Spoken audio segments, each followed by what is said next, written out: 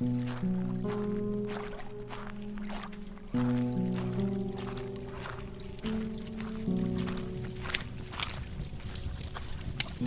travelers, to my realm of nightmares.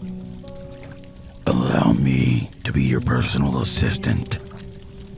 Come in, take a seat, get comfortable. For when you step into my realm, there's no stepping out.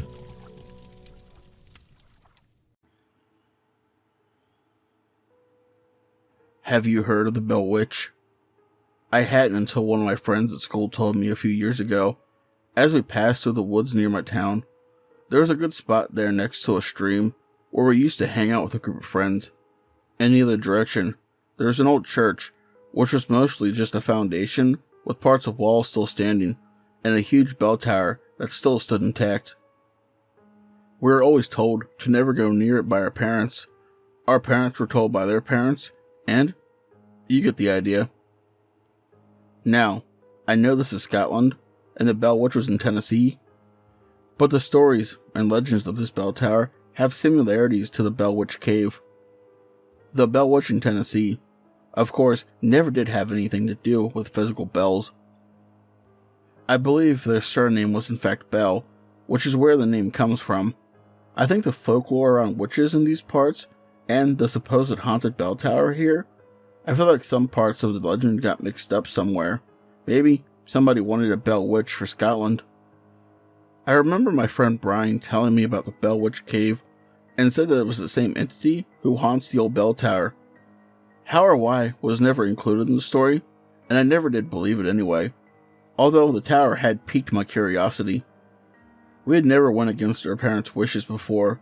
However, on a cold February in 2017, a few weeks before my 14th birthday, curiosity got the better of our young, overactive minds. It seemed like a great idea at the time, as we found ourselves suddenly buying torches with our pocket money and gathering supplies for a little urban adventure. My friend Brian wanted to go at night. I wasn't exactly into that. We came to an agreement that we would go during the day to check it out, and then maybe decide whether we wanted to return for a nighttime visit. I wanted to be clear that it wasn't because I was scared of some ghost stories or some legends.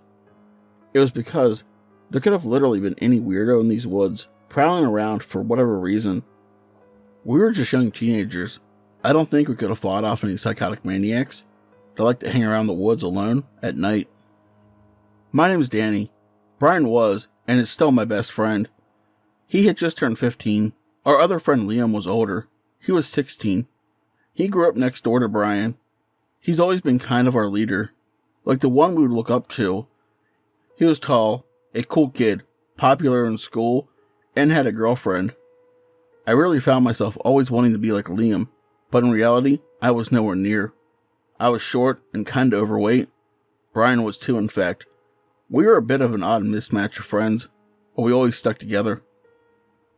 We had a pretty random bag of supplies, but you could never really know what you might end up needing. We had torches that we had just bought, a lighter, and 4 candles Brian had took from his house. I took my dad's hammer for protection, though I can't imagine any of us actually having the guts to use it. A flat-headed screwdriver to pick locks, some snacks and juice, a camera, and some pens and paper. Think if we could map it out or something. I don't know. We hadn't really thought about it too much, to be honest. We all hail from a smallish town called Fort William in the Highlands of Scotland, near the north of town before you reach Ben Nevis. There are some old rundown buildings, not many, but a few. Just through a small wood site, the old church ruin in a semi-clear area. It's fenced off with some signage declaring the building is a ruin and is dangerous, but the bell tower itself stands perfectly, as if it were constantly being restored. People had told me in the past, at obscure times in the night, or on a full moon, or even at a particular time on certain days of the year, you can sometimes hear the bells toll as if they are in perfect working order. Though the legends are pretty much all over the place, and it seems to bear little to no factual significance, history tells you the last time the bells chimed over 200 years ago, and I can also say At the time, I had never heard them myself, although I knew of a few people who would swear on their graves that they had heard them multiple times throughout the years. It was a mild, clear Saturday afternoon when we took our trip to the bell tower. 1 or 2 p.m. if I remember correctly. Liam and Brian were able to climb the fence no problem after giving me a boost over. We stood looking at the bell tower. It must be 50, maybe even over 60 feet high. It's big, made from old, large 17th century ashlar stone, and standing proudly next to the church foundations that have long since crumbled. The bell tower has no clock face. The bells were used as a call to prayer throughout the 17th and 18th century. For what I've gathered, there are small rectangular windows on 3 of the 4 sides, leading all the way up to near the top. I have heard this is where the clergy members and the church volunteers, or trustees, would sometimes live, but also that it was used to house prisoners of the church who were awaiting trial, primarily blasphemers and people accused of various crimes against the church that were regarded as evil, acting against God's will, or associated with some kind of witchcraft. The history is very scarce. It is mostly vague, and littered with stories or tales from unconfirmed sources. So really, we are not sure what to expect inside. What I have found out is that between the 16th and 17th century, up to 4,000 people were tortured and executed in Scotland as witches. As we stand there, staring up at the walls of the tower, I could not help but feel a chill run down my spine. Just thinking of what could have possibly gone on within these grounds. I mean, in my head it's all nonsense, but it doesn't take away from the fact that at the end of the day, we really cannot possibly know for sure what happened here all those years ago, and that tiny seed of doubt will not budge. We approached the doors tentatively, looking all around for signs of life, not wanting to get caught. It is a large wooden door with a huge old-style lock that had been pulled out and a newer padlock higher up, which held it shut. I quickly took the screwdriver out and put it to the keyhole in the padlock. It was way too big to go anywhere near it. I felt defeated already. I didn't know how to pick locks, but I figured I could have at least tried. Liam took the hammer and broke the lock after 3 hits. The padlock didn't break, but the latch did, and the door opened silently. A cold, musty breeze escaped the tower and made my nose wrinkle. It smelled like damp and old stuff. Liam opened the door, and we followed him inside. A large stone staircase spiraled upwards, leading to rooms on each floor. There wasn't much other than stairs and 1 room on the ground level. There was no door on this room, and we could see it was empty, aside from leaves, bird droppings, and piles of rubble. We began to climb the stairs to the first floor. We could see all the way up in the center and counted 5 floors, plus an extra stairway at the top that led to the bells. The crumbling stairs made creaking noises with every step, but they felt safe. We were sure that they would hold us no problem, until we reached the first floor and saw about 10 or 12 steps lying crumbled in a heap. That would lead us to the second floor. After seeing that, I felt myself being more careful on the century-old stone. Who knows if or when it could give way, and we didn't want to find out. On the first floor, there were 2 rooms, each with another wooden door. Only one was padlocked shut. We went into the first room, an empty stone room with a small rectangular window at the end. There was nothing else to note. Liam busted the other door open, and we entered. There were 2 windows boarded up. It was really dark. We could see 2 wooden bed frames. One was mostly broken. The chill in the room was bitter. The windows were luckily boarded up because they had been smashed. There was glass all over the floor. Liam and Brian walked out almost as quickly as we walked in. I hovered around for a few seconds because I felt like something had me in its sights. In one of the corners, I could almost make out what appeared to be a black mass, though it could have just been the darkness of the room.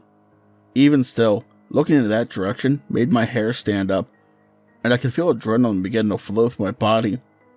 I hastily left to find Liam and Brian assessing the staircase leading up. "We'll come back with a ladder," Liam exclaimed, looking up and down, judging the height. "I think my dad has a ladder that should make it." Brian stared at me, looking for me to agree. Okay. I replied, uncertainty in my voice. We can come back tomorrow then, I asked. Liam turned around smiling. Nah, fuck that. Let's do it tonight. He looked at both Brian and I with excitement building in his face. Brian laughed. Sounds like a plan. And nodded in my direction. I was extremely dubious about this idea, but I didn't want to be the only one to say no. I nodded at Brian and Liam, then quickly turned to make my way downstairs. I could hear them quietly relishing in the idea of this scary adventure as they began to follow me downstairs. The front door was closed. I tried to open it, but it wouldn't budge. I started to panic and shouted for them to hurry. Liam came first. What's wrong? He asked, looking at me and the door. The door won't open, I choked out. I felt like I wanted to cry. I felt like we were trapped in here forever. Liam pushed the door, then gave it a shove with his shoulder. It swung open. I could feel the fear drain from my body instantly as I now began to feel stupid.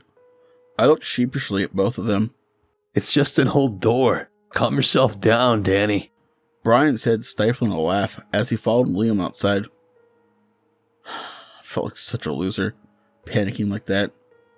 We hopped the fence and began walking back. Since our exploration was cut short, we found a park with some benches and ate our snacks while we planned out the night. We used the classic tactic of I'm staying at Brian's, Liam is staying at my house, and Brian is staying with Liam. Then we'd meet up with our supplies and our bikes before we head back about 10 or 11 p.m. I don't know how Liam was going to sneak a ladder from his house, but that was his problem. This was kind of his idea, so I can only hope he got caught and wasn't allowed to go. That night at 9 p.m., I cycled out to meet Brian at the end of the main street. We waited for Liam, who was notorious for being late. But to be fair, he had to bring a ladder on a bike. How difficult that could be, I had no idea, so I gave him the benefit of a doubt. 20 or 25 minutes later, Liam shows up on his bike with his bag and ladderless. Where is it? Asked Brian sharply. Looks like we can't go now, I was thinking to myself, half ready to jump back on my bike. I carried it up earlier. I can't cycle with a fucking ladder hanging off me. He joked back, then smirked at me as if he knew I just wanted to go home. We're doing this, or what? Liam continued after a brief silence. Let's go. Brian nodded to both of us. Brian led the way, Liam was behind him, and I was at the back trying to take my time. I seriously had a bad feeling, but everything in me wanted to prove myself to them and prove to myself that I wasn't scared. We rolled up to the fence and set our bikes against it, same as before. We all hopped over with no problem. I did think this time we should have brought some kind of bolt cutters or something to just cut a small slit and move the fence in case we had to get out fast for whatever reason. Too late now, I suppose. Torches fired up, we made our way through the rotten wooden door. Instantly, the ice-cold air prickled my skin as we entered. The air seemed different. The world was still, and complete silence fell on us as the wooden door shut behind us. We all stood, looking up the flights of crumbling stairs, winding around the square building, leading to the complete abyss above us. It made me shudder. Right, let's go, Liam said just above a whisper as he grabbed the ladder that was leaning against the first set of stairs. We climbed up to the first floor, the 3 torchlights dancing across the wall with every creak and rustle we heard. We came to the first floor with the 2 doors. Did we check both of these rooms earlier? Brian asked. Liam replied, Yep, but maybe have a quick look again just to make sure there's nothing there. Danny, you look in the first room. Brian, you check in there. He pointed to the room that was padlocked before on the other side. I'll get the ladder set up. I looked at Brian, who was only too quick to amble over to his door and open it to glance inside. I saw him disappear into the blackness as I hesitantly turned to check the other room. I opened the door slowly and looked inside, shining my torch to the back walls and corners. I couldn't see anything. I felt safe enough with my torch, so I entered the room. The door swung shut behind me, and I took one step to the left. behind where the door would open. Welcome to hell, children. A menacing voice cried from behind me. I jumped back and dropped my torch, the glowing red eyes on the head of what looked like a tall, slim, and horrifying clown with the biggest smile on his face. His black and white checkered clothing soaked in blood as his head moved from side to side. My heart was racing. I couldn't scream. I couldn't move. I felt like... Step right up and get your tickets to hell. The creepy voice continued. The head moved from side to side, the hands moving back and forward. I finally was able to grab my torch after sliding myself away from the clown. You fucking pricks, I screamed as I shone my torch on the clown. It was one of those standard clown Halloween decorations that are set off by movement.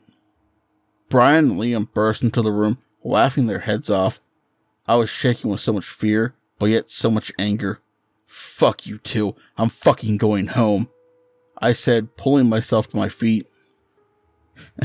Danny, it was a joke. I'm sorry, Liam said, still laughing like a madman. It was just a wind-up, Danny. We won't do it again, I promise.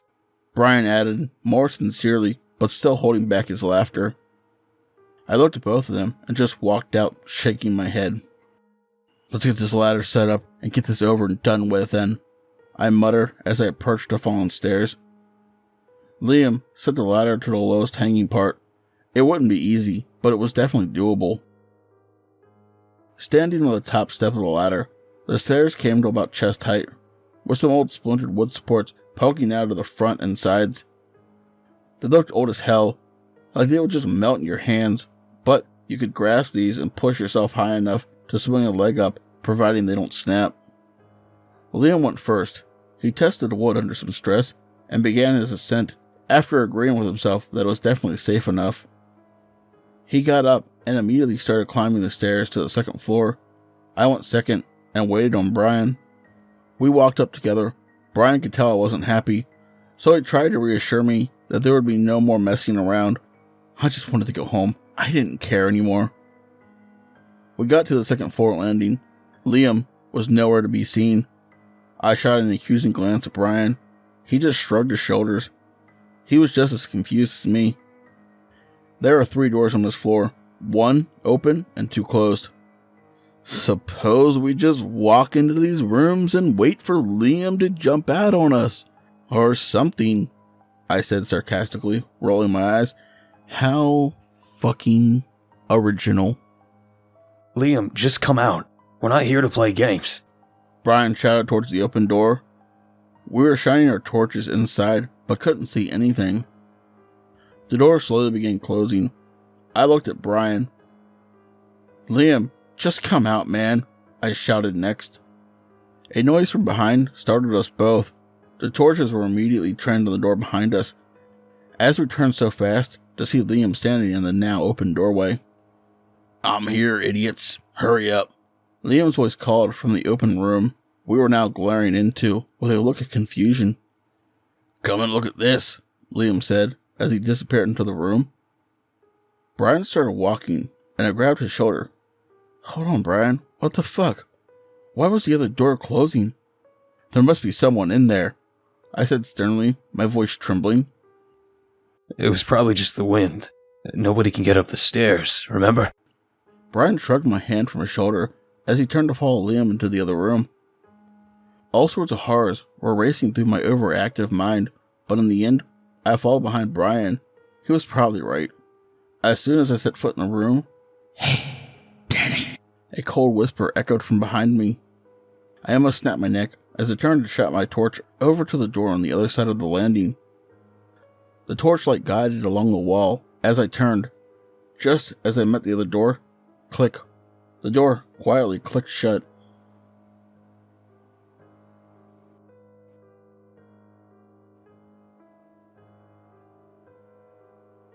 Tonight's story was the Scotland Bell Witch. Joining me tonight was Viidith22. Chances are if you enjoyed the story, you'll enjoy the content over on his channel. This was part 1 of 5, and the story was written by By Reggaejunkiegee. If you enjoyed this, chances are you'll enjoy the content over on his Reddit. The links to his Reddit, as well as all of his social medias, as well as Viidith, will be in the description below. Please check them out and let him know Pete sent you. Hey, did you not have merch? Well, I do. And if you'd like to walk around, representing my realm and gaining new travelers, the links to my merch store, as well as all of my other social medias, will be in the description below. As always, I'd like to say a special thank you to all my lovely Patreons. 242 Reads, Rando Calrissian, Seraphine the Midnight Bard, Creepy Clown Girl, Hair Raising Narratives, Spooky Boo Scary Story Time, Lycan Trucker, Awkward Alien Kayla, and Pimp Demon. If you'd like to join these lovely travelers but I'll light my fire, you can do so by becoming a Patreon as well. Just remember the support is always appreciated, but it's never expected.